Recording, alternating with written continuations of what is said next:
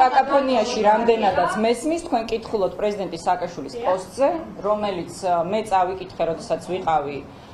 გზაში, რომ ჩამეტარებინა ეს ბრიფინგი, რომელიც ვფიქრობ, რომ არის ძალიან მნიშვნელოვანი და მე ვიტყოდი გაცილებით უფრო მნიშვნელოვანი, ვიდრე ნებისმიერი სხვა საკითხი ამ კონკრეტულ მომენტში, დღევანდელ დღეს. მაგრამ თქვენი ინტერესიდან გამომდინარე, ბუნებრივია ასევე გამოვეხმაურები ამ საკითხს. თქვენ გახსოვთ 6 დღის წინ პრეზიდენტმა სააკაშვილმა დაწერა პოსტი სოციალური ქსელით, მისი ოფიციალური გვერდის გამოყენებით, რომ ის მხარს მიჭერდა მე როგორც პარტიის თავმჯდომარეს იმ ცვლილებების განსახორციელებლად, რაც მას მიაჩნია, რომ აუცილებელია ერთიანი ნაციონალური მოძრაობის გაძლიერებისთვის. მეტიც მე მას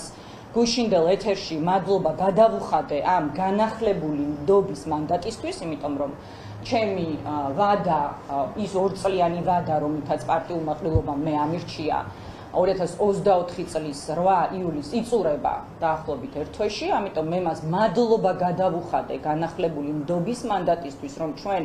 საერთო ძალისხმევით და სწორი მიდგომით და სწორი ხედვით გაგვეტარებინა რეფორმები ერთიან ნაციონალურ მოძრაობაში პარტიის გაძლიერების მიზნით. და ამიტომ სიმართლე გითხრათ, ის პოსტი, რომელიც სულ რამდენიმე წუთის წინ მე ბრიფინგზე გზად წავიკითხე, მოულოდნელი იყო და ჩემთვის უკიდურესად სამწუხაროა და მიმაჩნია, რომ სწორედ ამგვარმა